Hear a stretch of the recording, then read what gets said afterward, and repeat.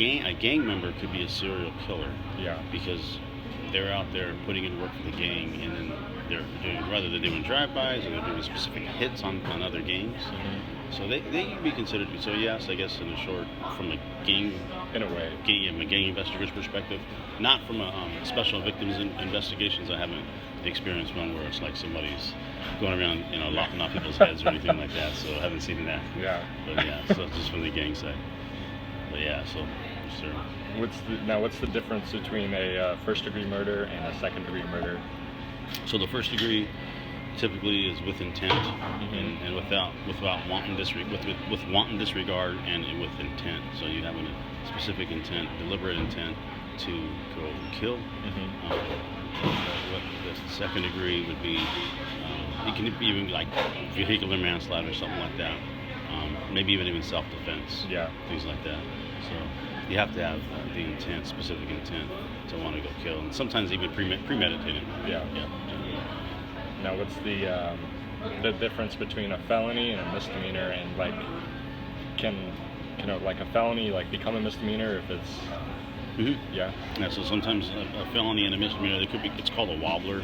So you can have one crime, carjacking. Mm-hmm. Just for example, it's typically a felony. It could be a wobbler in some states. Depends on the state. Mm-hmm. But normally it's a fine line between what a felony is and a misdemeanor. For example, if somebody were to go into here Starbucks and come in here and steal the water and run out, Yeah. it's a misdemeanor crime. And it's like, consider it stealing, petty theft. Mm-hmm. But if in the commission of that crime, if they instill force or fear, or someone tries to stop them and they push them out of the way, now you can push it as a robbery, and then you can go assault with a deadly weapon. Your body's a deadly weapon. Yeah. You can go ADW like that. So depending on the way the commission of the crime when it's committed, the methodology, then it can become a felony. Okay. So, Now, do you think all criminals are capable of killing someone, and how does one reach the mental state of wanting to commit? Do you think wanting to hurt someone? Is it just them being pushed that far, or is it? So say it again. All criminals have. Do all criminals have the capability to kill someone? Do you think? It's a tough question. I think that they're doing their crime. Some of them will weigh I think some people's their violent tendencies could lead to murder, but most of them are trying to meet a need. Yeah. And they do that a necessity. So that not all of them are trying to of course, a hardened gang member who's trying to survive in a gang, and he wants to move up the ranks. He might be pressed to go murder somebody because of that peer pressure, but the drug user typically won't kill. He just wants to get his drugs. He'll do his crimes at night, kick in doors, break in cars, and take stuff, property, and go sell it for dope. So it really depends on what the motivations are behind the criminal motivations. What about do you think video games have any relations with?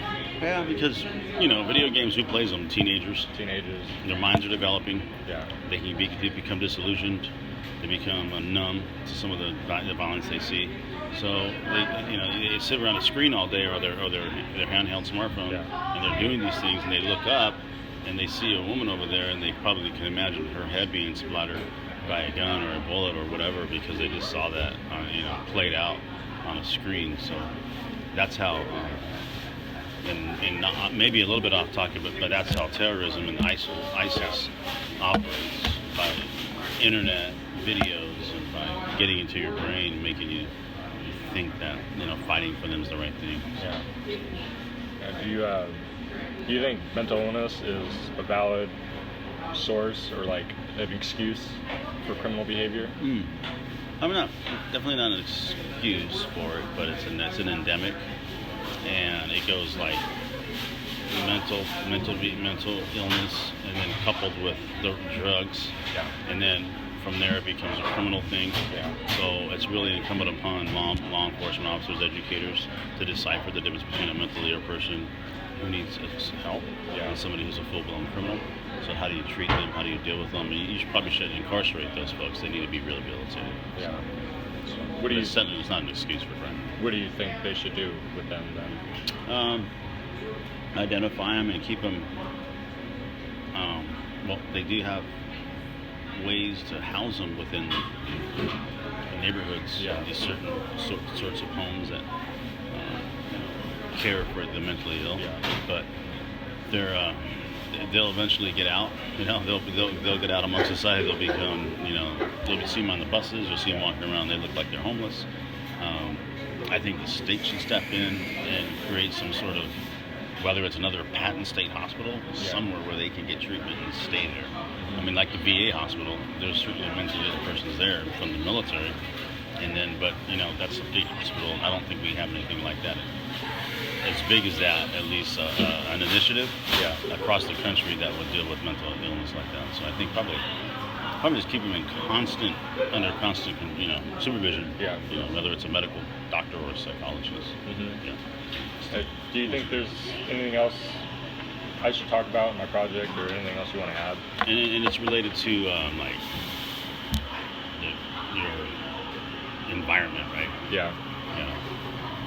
No, I would say that it's important to do what you did. I think you're probably a good example of somebody who, I don't know what your home life is, but I think that kids do better with a mom and a dad at home. Yeah. But then when they engage in school and they can get there every day, be on time, and then if they have any sort of ability to connect to the civic society and find out about the local police department, so that they don't have some idea that it's the system against me, Mm-hmm. and then they turn that professional corner a little bit easier at 18 years old when they're already engaging with whether it's the young Marines or if it's a ROP class, things like that. So they can see guys like myself who are in the business. I can connect with you. I can talk to you, and you go, oh, that's what it looks like. Because you might see it on TV, and you might have some guest speakers in your classrooms. But I think kids need to go have those learning opportunities and mentors in their life, whether it's sports or a cop or whatever it is, that they can connect to, so they can go, oh man, when I grow up, because they're making value judgments every day. So if they don't have that positive input from an adult's perspective, all they're getting is somebody's going to be influencing them. At the end of the day out.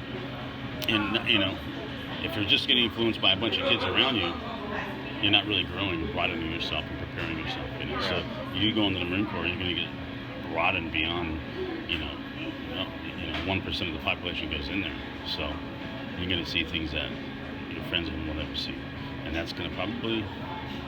Typically, it's a good experience, but it's probably going to make you. It could take a toll. And hopefully it'll be great, and you'll come out of it with a different skill set. And if you want to get out of the Corps, you can go off and do whatever you want to in life. But at least you made a conscious decision. Or a lot of kids don't have that, or they make a mistake and they end up in jail. Because they didn't take that time to go reach out to other people, make choices, and find out what it takes to get into the Corps or get into college. And then they fall into crime. Next thing you know, they're in the system. Once you're in the system, you're just part of it. And then how are you going to get a job when you're a felon? Yeah, exactly. Get the Marine Corps, how the background checks. So it's really important to get it done young. I agree. Teenagers. Good to go. I think that's. All right.